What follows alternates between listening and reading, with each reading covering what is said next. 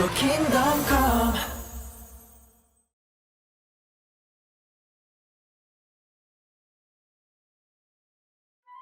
ក្នុងតំណែងជាអ្នកគ្រប់គ្រងក្នុងស្រុកអេស៊ីបលោកយូសែបគឺជាអ្នកមានអំណាចទី2បន្ទាប់ពីព្រះចៅផារ៉ោននៅក្នុងស្រុកអេស៊ីបទាំងមូលបន្ទាប់ពីយូសែបបានក្លាយទៅជានាយករដ្ឋមន្ត្រីក្នុងស្រុកអេស៊ីបក្នុងរយៈពេល7ឆ្នាំស្រុកទេសសម្បូរហូហៀ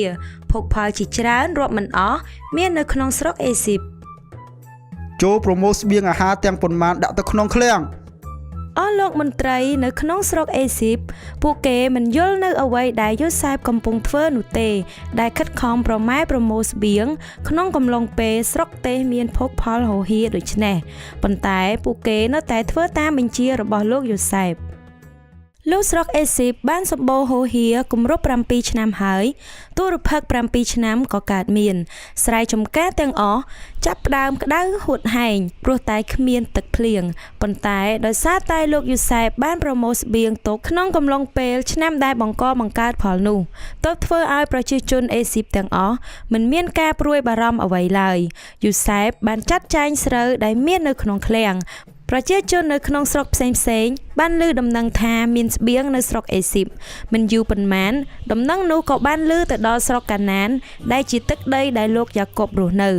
កាលនោះស្រុកកាណានក៏ជួបគ្រោះទូរភឹកដែរថ្ងៃមួយលោកយ៉ាកុបមានប្រសាសន៍ទៅកាន់កូនថាចូលកូននាំគ្នាចុះទៅស្រុកអេស៊ីបរកទិញស្បៀងអាហារមកកូនបងទាំង10នាក់របស់យូសែបបានធ្វើដំណើរទៅកាន់ស្រុកអេស៊ីបពួកគេបានទុកប្អូនប្រុសពៅឈ្មោះបេនយ៉ាមីនឲ្យនៅជាមួយឪពុករបស់ពួកគេនៅពេលបងរបស់យូសែបធ្វើដំណើរទៅដល់ស្រុកអេស៊ីបពួកគេបានក្រាបអោនមុខចុះដល់ដីនៅចំពោះមុខអ្នកគ្រប់គ្រងស្រុកអេស៊ីបបងរបស់យូសែបទាំងអស់មិនបានស្គាល់លោកទេប៉ុន្តែភ្លាមនោះយូសែបអាចចំណាំបងរបស់គេបានទាំងអស់យូសែបបាននឹកឃើញនៅសុបិនកាលពីគាត់នៅក្មេងយូសែបសប្បាយចិត្តជាខ្លាំងដែលបានជួបបងរបស់គេម្ដងទៀតប៉ុន្តែយូសែបធ្វើជានិយាយដោយសំឡេងតឹងរឹងទៅកាន់បងពួកឯងជាអ្នកស៊ើបការមែនទេលោកម្ចាស់យើងខ្ញុំមកពីស្រុកកាណានដើម្បីមកទិញស្បៀងអាហារទេតើពួកឯងមានបងប្អូនប្រមាណអ្នក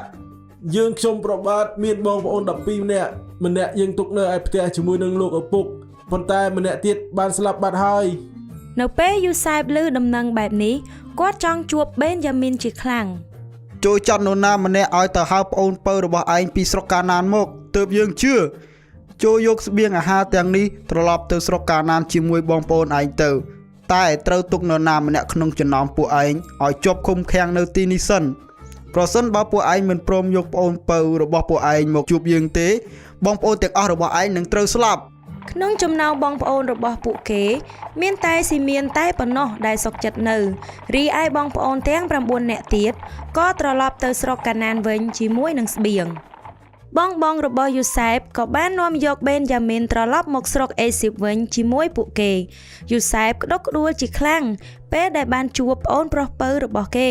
ប៉ុន្តែយូសែបចង់សាក់លបងបងរបស់គេដោយលួចដាក់ពែងប្រាក់នៅក្នុងបាវស្បៀងអាហាររបស់បេនយ៉ាមីនលោកយូសែបបានធ្វើជាចោទប្រកាន់ទៅកាន់បេនយ៉ាមីនថាជាអ្នកលួចបន្ទាប់មកយូសែបបានចាត់បេនយ៉ាមីនទុកបងទាំងអស់របស់យូសែបបានលុតជង្គង់នៅចំពោះមុខយូសែបលោកម្ចាស់អើយសូមលើកលែងទោសឲ្យពួកយើងផងទៅបើសិនជាឪពុករបស់ពួកយើងបាត់បង់កូនប្រុសគាត់ម្នាក់ទៀតគាត់ពិតជាសោកសៅជាមិនខានសូមលោកម្ចាស់អត់ទោសឲ្យបងប្អូនយើងខ្ញុំផងទៅចុះលោកយូសែបបានមើលឃើញថាបងរបស់គេពិតជាមានការព្រួយបារម្ភចំពោះប្អូនពៅយ៉ាងនេះគាត់ក៏មានការក្តួលអាណិតចំពោះឪពុកនិងបងប្អូនរបស់គាត់ជាខ្លាំងលោកយូសែបមិនអាចទប់អារម្មណ៍ខ្លួនឯងបានទៀតទេគាត់បានទៅអោបបងរបស់គាត់ដោយសេចក្តីអំណរហើយថែមទាំងអត់ទោសឲ្យពួកគេថែមទៀតផងខ្ញុំជាយូសែបជាប្អូនរបស់បងថាម៉េចតើលោកជាយូសែបមែនទេបងរបស់គាត់ភ្ញាក់ផ្អើលជាខ្លាំងដែលបានឃើញយូសែបដោយសារតែពួកគេគិតថាយូសែបបានស្លាប់បាត់ទៅហើយពួកបងរបស់យូសែបភ ភ័យញាប់ញ័រជាខ្លាំងនៅចំពោះមុខយូសែបដែលបានក្លាយទៅជានាយករដ្ឋមន្ត្រីនៃប្រទេសអេស៊ីបពីព្រោះពួកគេធ្លាប់បានប្រព្រឹត្តខុសឆ្គងទៅលើយូសែបកាលពីមុន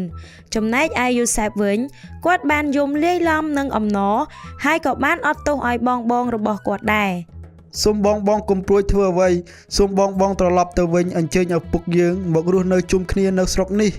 យូសែបបានអត់ទោសដល់បងរបស់គាត់ចំពោះកំហុសទាំងប៉ុន្មានដែលពួកគេធ្លាប់បានធ្វើខុសហើយក៏បានរស់នៅជួបជុំគ្នាជាមួយឪពុកនិងបងប្រុសយ៉ាងសុខសាន្តនៅក្នុងទឹកដីអេស៊ីប